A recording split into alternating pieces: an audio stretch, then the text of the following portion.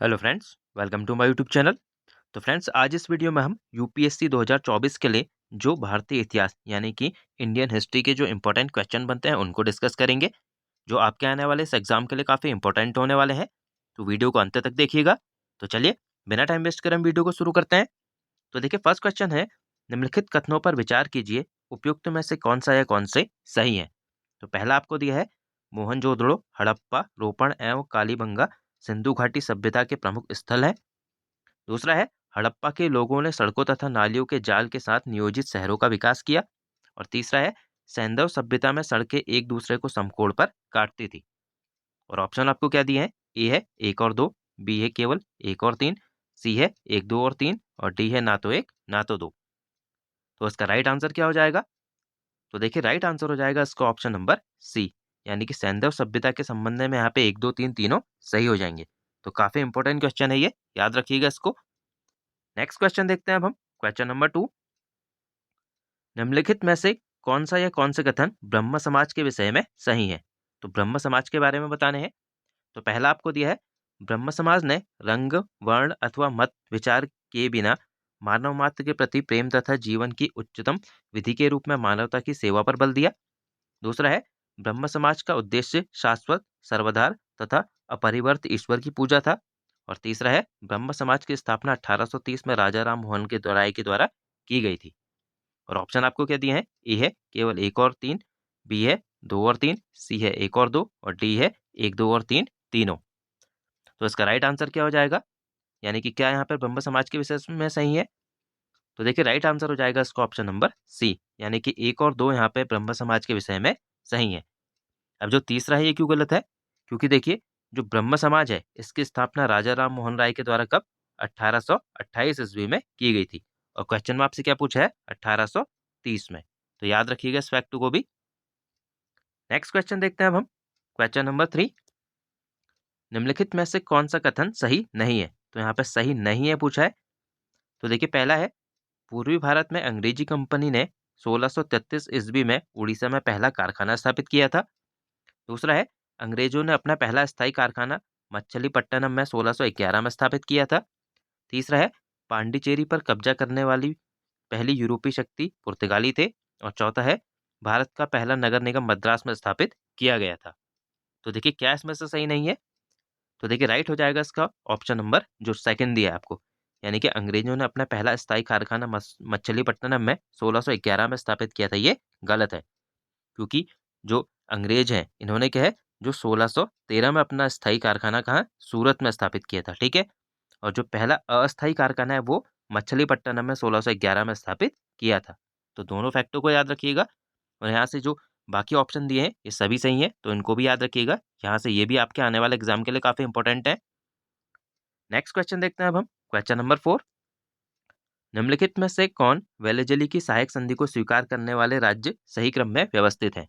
तो आपको बताना है। ए है देखिए, हैदराबाद, पेशवा, मैसूर, इंदौर। बी है पेशवा, हैदराबाद, मैसूर, इंदौर। सी है हैदराबाद, मैसूर, तंजौर, अवध। और डी है पेशवा, अवध, मैसूर और तंजौर। तो देखिए, इसका राइट आंसर क्या हो जाएगा? तो राइट आंसर हो जाएगा इसका ऑप्शन नंबर सी, यानी कि हैदराबाद, मैसूर, तंजौर, अवध इसका सही क्रम है। ठीक है।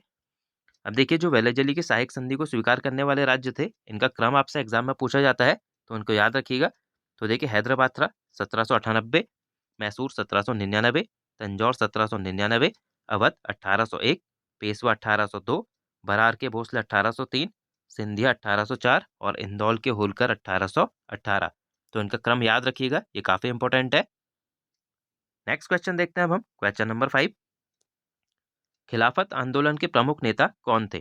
तो देखिए, ऑप्शन क्या है, ए है मौलाना अबुल कलाम आज़ाद और शौकत अली। बी है मौलाना अबुल कलाम आज़ाद और मोहम्मद अली। सी है शौकत अली और मोहम्मद अली। और डी है मोहम्मद अली जिन्ना और रफ़ी अहमद किदवई। तो इसका राइट आंसर क्या हो जाएगा? तो देखिए, राइट आंसर हो जाएगा इसका ऑप्शन नंबर सी, यानी कि जो खिलाफत आंदोलन के प्रमुख नेता थे वो कौन थे, शौकत अली और मोहम्मद अली। अब देखिए, जो खिलाफत आंदोलन है इसकी शुरुआत क्या है, वर्ष 1919 में मोहम्मद अली तथा शौकत अली के द्वारा की गई थी। तो याद रखिए कब की गई थी, तो वर्ष 1919 में। और जो खिलाफत आंदोलन था ये था भारत में मुसलमानों द्वारा चलाया गया एक राजनीतिक धार्मिक आंदोलन था। तो ये भी आपसे पूछा जा सकता है, तो ये भी याद रखिएगा, ये एक राजनीतिक धार्मिक आंदोलन था। नेक्स्ट क्वेश्चन देखते हैं, क्वेश्चन नंबर 6, महात्मा गांधी ने असहयोग आंदोलन क्यों स्थगित किया था? तो पहला आपको दिया ऑप्शन, मुसलमानों ने आंदोलन से अपने को अलग कर लिया था। बी है, चौरी चौरा में हुई हिंसा के कारण। सी है, आंदोलन का प्रभाव कम होने के कारण। और डी है, ब्रिटिश शासन की दमनकारी नीतियों के कारण। तो इसका राइट आंसर क्या हो जाएगा? तो देखिए राइट आंसर हो जाएगा इसका ऑप्शन नंबर बी, यानी कि चौरी चौरा में हुई हिंसा के कारण ही गांधी जी ने क्या है, असहयोग आंदोलन को स्थगित किया था।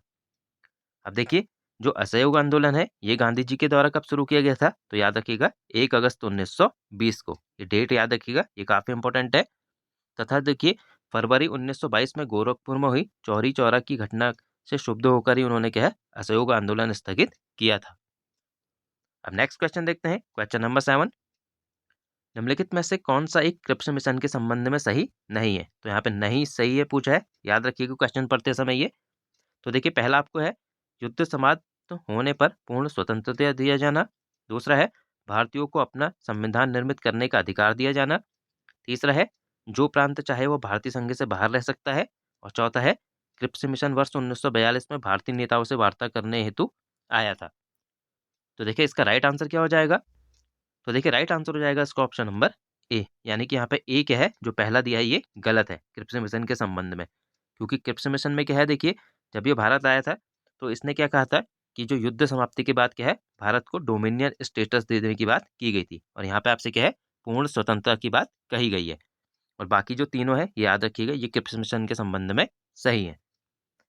नेक्स्ट क्वेश्चन देखते हैं अब हम, क्वेश्चन नंबर 8, कलकत्ता में वर्ष 1784 में एशियाटिक सोसाइटी ऑफ बंगाल की स्थापना किसके द्वारा की गई थी? तो ऑप्शन आप देख सकते हैं, ए है जोनाथन डंकन के द्वारा, बी है विलियम जोन्स के द्वारा, सी है विलियम बेंटिक के द्वारा और डी है राजा राम मोहन राय के द्वारा। तो इसका राइट आंसर क्या हो जाएगा? तो देखिए राइट आंसर हो जाएगा इसका ऑप्शन नंबर बी, यानी कि विलियम जोन्स के द्वारा क्या है, एशियाटिक सोसाइटी ऑफ बंगाल की स्थापना की गई थी। और कब की गई थी? तो याद रखिएगा 1784 में। और कहाँ की गई थी? तो कलकत्ता में। नेक्स्ट क्वेश्चन देखते हैं अब हम, क्वेश्चन नंबर 9, निम्नलिखित में से कौन सही सुमेलित नहीं है? तो आपको कौन नहीं सुमेलित है सही ये बताना है। तो ए आपको दिया है, ईस्ट इंडिया एसोसिएशन दादा भाई नौरोजी के द्वारा।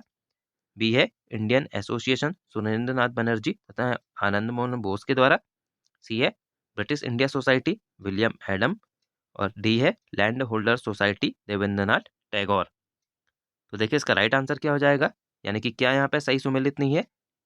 तो देखिए ऑप्शन नंबर डी, यानी कि land Holder society Rabindranath Tagore के द्वारा स्थापित की गई थी, ये गलत है। ठीक है, तो अब देखते हैं, देखिए जो लैंड होल्डर सोसाइटी है इसकी स्थापना 1838 में द्वारकानाथ टैगोर के द्वारा की गई थी, तो याद रखिएगा। और जो ईस्ट इंडिया एसोसिएशन है इसकी स्थापना क्या है, 1866 में लंदन में दादा भाई नौरोजी के द्वारा की गई थी। तथा इंडियन एसोसिएशन की स्थापना 1876 में कलकत्ता में सुरेंद्रनाथ बनर्जी तथा आनंद मोहन बोस के द्वारा की गई थी। तथा ब्रिटिश इंडिया सोसाइटी की स्थापना 1839 में लंदन में विलियम एडम के द्वारा की गई थी। तो सभी फैक्ट काफी इंपॉर्टेंट है, इन्हें याद रखिएगा। नेक्स्ट क्वेश्चन देखते हैं आप, क्वेश्चन नंबर 10, कांग्रेस की प्रथम भारतीय महिला अध्यक्ष सरोजनी नायडू थी। यह कांग्रेस के किस अधिवेशन में अध्यक्ष बनी थी? तो देखिए पहला आपको दिया है, ए कानपुर अधिवेशन 1925, बी है लखनऊ अधिवेशन 1924, सी है बम्बई अधिवेशन 1922 और डी है लाहौर अधिवेशन 1927। तो देखिए इसका राइट आंसर क्या हो जाएगा? तो राइट आंसर हो जाएगा इसका ऑप्शन नंबर ए, यानी कि जो कानपुर अधिवेशन 1925 में हुआ था उसकी अध्यक्ष सरोजनी नायडू बनी थी। तो फ्रेंड्स आज हमने जो भारतीय इतिहास के यूपीएससी के आने वाले एग्जाम के लिए इंपॉर्टेंट क्वेश्चन बनते थे उनको डिस्कस किया। आई होप आपको ये वीडियो पसंद आई होगी। तो मिलते हैं नेक्स्ट वीडियो में। Thank you friends.